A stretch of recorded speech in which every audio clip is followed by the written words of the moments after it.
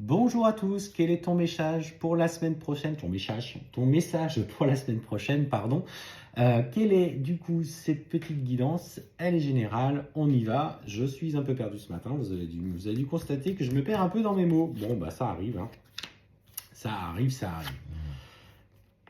Oh, alors, là, là je la cache parce que sinon les réseaux vont venir poser problème. Alors, qu'est-ce qu'on te dit? Eh bien, écoute, pour la semaine prochaine, alors pour ceux justement qui sont en train de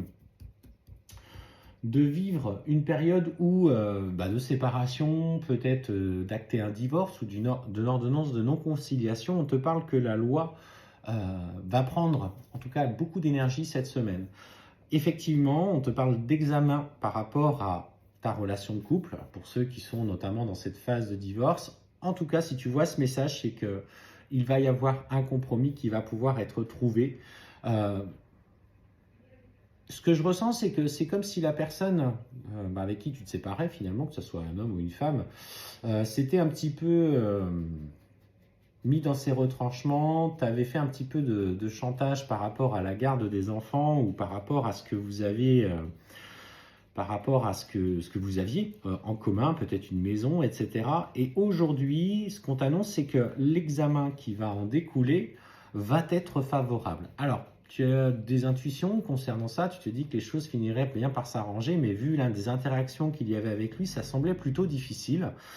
Et on te parle très clairement de compromis qui vont être faits et malgré les arguments ou les tentatives de déstabilisation qu'il va faire ou qu'elle va faire pour te blesser ou t'atteindre pour essayer d'avoir des éléments à son avantage, on sent que la justice va faire son travail et qu'elle va être dans l'équité et dans l'équilibre. Et en fait, découle un compromis qui va certainement te permettre, effectivement, ouais, le compromis, tu vois, par rapport aux enfants. Du coup, et je ne l'invente pas.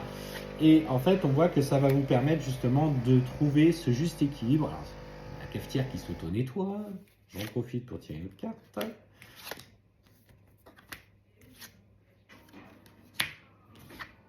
Ouais.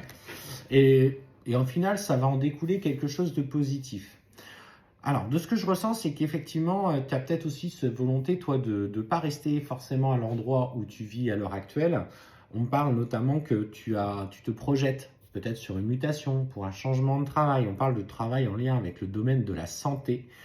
Et finalement, tu vas pouvoir peut-être réussir à obtenir peut-être un déménagement ou en tout cas suffisamment de compromis pour que la garde des enfants te soit entre guillemets attribuée. Mais en fait, on sent que dans cette évolution, quelles que soient les dispositions et ce que vous avez envie de faire par rapport à vos projets professionnels, par rapport à vos projets d'emménagement, tout est en train de se mettre dans l'ordre et dans le bon sens.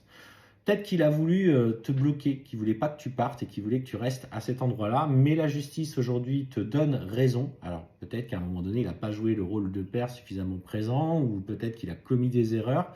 Et aujourd'hui, il essaye de bloquer un petit peu ce départ, ou en tout cas cette mutation et ce changement que tu as. Mais ce qu'on te dit, c'est que tu vas pouvoir obtenir clairement gain de cause dans ce nouveau projet. Euh, il ne va pas pouvoir te contrecarrer. Alors effectivement, parfois, c'est compliqué, hein, parce qu'il y a aussi cette envie de partager avec ses enfants. Mais voilà, on sent que pour le coup, le résultat en est positif pour toi. La situation te devient favorable malgré ce qu'il t'a dit.